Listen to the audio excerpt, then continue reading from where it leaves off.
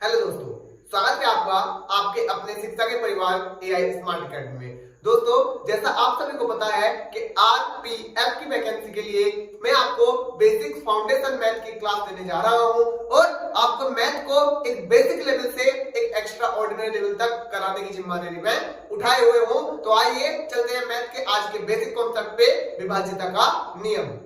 तो दोस्तों, आज हम देखते हैं मैथ के दूसरे बेसिक को। मैं आपके 1 से 2 दिन आपके ऐसे बेसिक करा रहा हूं मैथ में जो आपको लगातार पूरे मैथ में काम आने वाले हैं, जिनके बिना आप मैथ को नहीं समझ सकते। क्योंकि आपने नॉर्मली देखा होगा कि ज्यादातर टीचर्स क्या करते हैं, बस आए टॉपिक लिखा और टॉपिक पे क्वेश्चन आंसर कराने शुरू कर दिए। मैं क्वेश्चन आंसर्स को भी कराऊंगा, लेकिन उससे पहले उन क्वेश्चन आंसर्स में जो ट्रिक लगने वाली है, जो शॉर्टकट लगने वाले हैं, जो कैलकुलेशन में आपको प्रॉब्लम आती है, उन सबको आपको मैं समझाऊंगा। ठीक है, पहले मैं आपको ये 2 बेसिक चीजें दूंगा। एक बेसिक चीज मैं आपको पहले कल दे चुका हूं, मतलब क्या, मतलब आपका यूनिट डिजिट कैसे हम शॉर्टकट से आंसर निकाल सकते हैं। और दूसरा बेसिक आज आपको मैं दे रहा हूं। आपको एक कंफ्यूजन होता होगा कि कौन सी चीज किससे डिवाइड होगी। आप जब डिवाइड करते होंगे तो आप देखते होंगे कौन सी चीज किससे डिवाइड हो रही है। तो इसीलिए आज पढ़ेंगे विभाज्यता के नियम। विभाज्यता के नियम, ठीक है भैया, विभाज्यता के नियम। देखो, पहला है इसमें, मैं आपको बताऊं 2। भाई 2 से कौन कौन सी संख्या विभाजित हो सकती है। 2 से कौन कौन सी संख्या विभाजित हो सकती है। कहोगे भैया ये क्या बच्चों वाली बात होगी, तो हमको सबको पता है। जिसमें क्या कहते हैं, जिस संख्या का अंतिम अंक क्या हो, 2 से विभाज्य हो। मैं आपको सारे के सारे बताऊंगा और बहुत बेसिक कॉन्सेप्ट है। 2 से विभाज्य हो, जैसे मतलब आपका मैं लिखूं 4 2 2, मैं आपका लिखूं 3 5 7 3 2, तो इस अपने आप 2 से कट जाएंगे। बस केवल लास्ट वाले को चेक करना है, केवल लास्ट वाले को चेक करना है। जैसे आगे भैया बात करो इसी में भैया 4 का नियम क्या होता है। 4 का नियम क्या होता है। तो भैया मेरी बात एक बात ध्यान रखिए, भैया 2 में मुझे लास्ट का एक अंक देखना था, केवल अंतिम अंक। और मैं 4 में क्या लिखूंगा, मैं 4 में लिखूंगा अंतिम 2 अंक, अंतिम 2 अंक 4 से विभाज्य हूं। अंतिम 2 अंक 4 से विभाज्य हूं। फॉर एग्जाम्पल मैं लिखूं आपके सामने 5 3 7 4 4, है ना। ये आपके अंतिम 2 अंक 4 से विभाज्य है। जैसे आप लिख लिखो 8 2 3 1 5 0 8, तो अंतिम के 2 अंक 0 8 और यहाँ पर 4 से विभाज्य हो जाएगा। इसका मतलब ये कि पूरी की पूरी संख्या 4 से पूरी कट जाएगी। इतना क्लियर हुआ आपको, इतना क्लियर हुआ। देखिए आगे देखते हैं भाई। 4 के बाद मैं आपको बताता हूँ सीधा 8 का, है ना। जो जिनको मैं छोड़ रहा हूँ ना बीच में, मैं उनको बताता चलूंगा, उनको भी मैं बताता चलूंगा। 8 में क्या देखना है हमें, अंतिम 3 अंक 8 से विभाज्य हो। 8 से विभाज्य मतलब ये कि आपके 8 लास्ट के 3 अंक में लिखो आपके सामने 8 2 1 7 5 8 4 4। तो आप देखेंगे इन केवल आखिरी के 4 अंकों को, अगर ये आपके 8 से विभाज्य हो रहे हैं तो ये पूरी संख्या 8 से विभाज्य हो जाएगी, और नहीं हो रहे हैं तो नहीं होगी। जैसे दूसरा एग्जांपल लिखूं 8 5 4 2 1, है ना, 16 8, तो लास्ट के 3 अंक देखने हैं 16 और 8, है ना, 168। क्या 8 से कट जाएंगे? हाँ बिल्कुल कट जाएंगे। इसका मतलब पूरी संख्या आपकी है 8 से विभाज्य हो जाएगी। आगे चलते हैं भैया। जैसे मैंने आपको बताया, पहले 2 में लास्ट का 1 अंक, 4 में लास्ट के 2 अंक, 8 में लास्ट के 3 अंक, ऐसे 16 में लास्ट के 4 अंक, और फिर 16 दूनी 32 में लास्ट के 5 अंक। अब आपको पता है कि 32 तक तो हमें जाने की जरूरत है नहीं, मेनली तो हमारे 2 4 और 8 ही है। 16 पे जाने की भी ज्यादा जरूरत नहीं पड़ती, 16 पे जाने की भी ज्यादा जरूरत नहीं पड़ती है। मेरे भाई आपको ये बात क्लियर हो गई होगी। अब मैं देखता हूं क्या, ये तो आपका हो गया पहला ग्रुप। ये क्या हो गया आपका पहला ग्रुप कंप्लीट हो गया। ठीक, अब मैं आपको लेके चलूंगा कहां पे, 3 पे। 3 का और 9 का, 3 का नियम और 9 का नियम क्या होता है, ध्यान से देखिएगा। 3 से कौन कौन सी संख्या कट सकती है। जिस संख्या के अंकों का योग,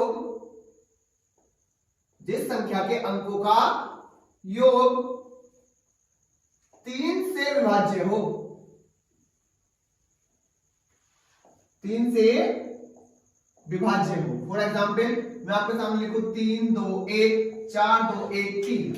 आपको क्या करना है, आपको सारी संख्याओं के अंकों को जोड़ लेना है भाई। 3 और 2 5 6 7 8 9 10 2 12 13 14 15 16 अंकों का योग कितना आया 16।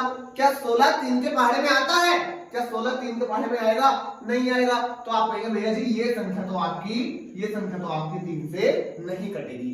लेकिन अगर इसी संख्या में आपका 16 17 18 2 लिख दूं मैं आपका, तो संख्या का योग कितना हो गया आपका टोटल 18, और 18 तो 3 के पहाड़े में आता है। मतलब ये पूरी संख्या, ये कंप्लीट संख्या आपकी 3 से डिवाइड हो जाएगी। क्लियर हुई बात आपकी? क्लियर हुई? अगर संख्याओं के अंकों का योग 3 के पहाड़े में आ रहा है, संख्याओं के अंकों का योग 3 के पहाड़े में आ रहा है ना मेरे भाई, तो पूरी संख्या 3 से विभाजित हो जाएगी। क्या इतनी बात क्लियर हुई आपको? इतनी बात क्लियर हुई? अगर क्लियर हुई तो एक लाइक का बटन दबा दीजिए, एक लाइक का बटन दबा दीजिए। भाई 9 का नियम देखेंगे, क्या का नियम देखेंगे? 9 का नियम भी सेम होता है कि जिस संख्या के अंकों का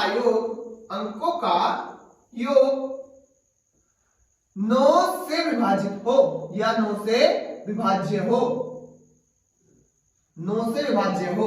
फॉर एग्जाम्पल मैं आपके सामने लिखूं 4 8 3 2 1 5। क्या ये संख्या आपकी 9 से विभाज्य होगी? चेक करेंगे।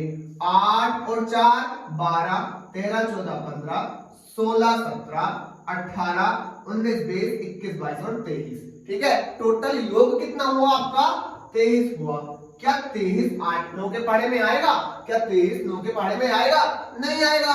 तो आपकी ये संख्या 9 से विभाजित नहीं होगी। आपकी ये संख्या 9 से पूरी विभाजित नहीं होगी। ठीक है भैया, अगर मैं इसी संख्या को आगे बढ़ा दूं, इसी संख्या को मैं आगे बढ़ा दूं, जैसे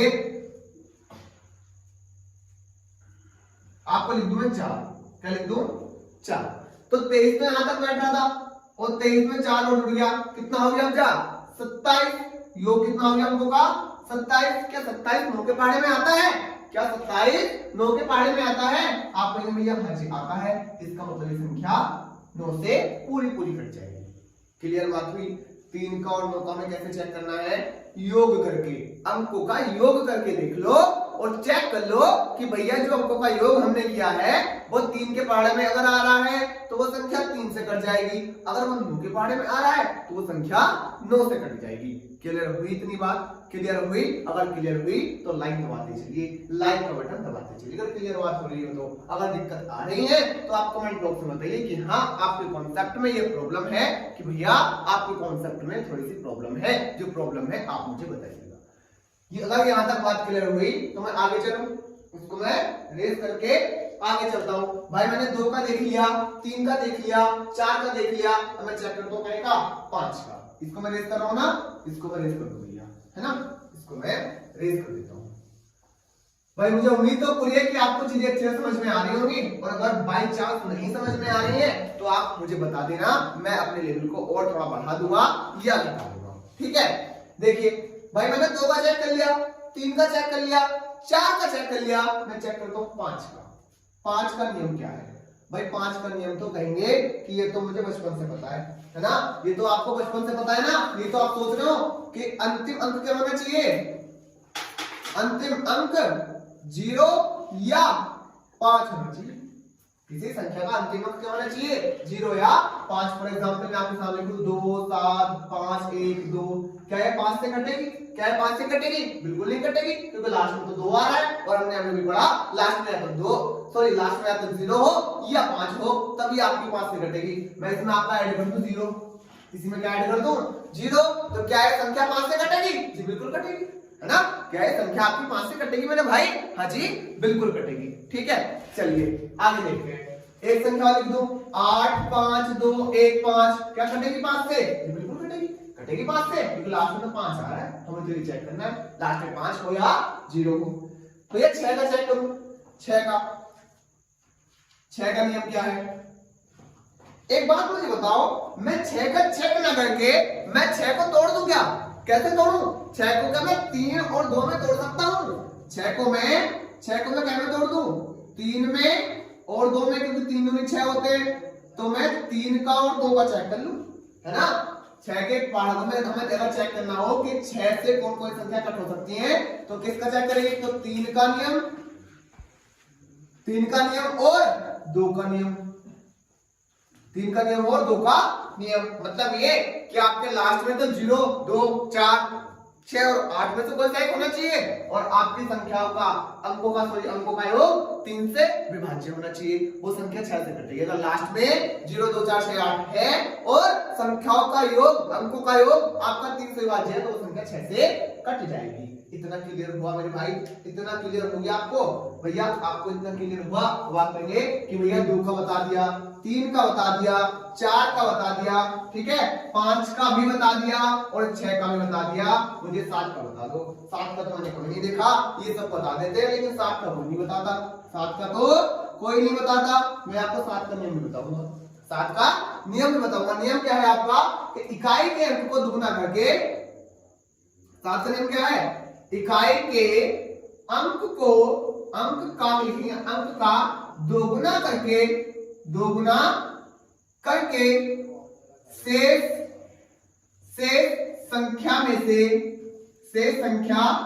में से घटा दें।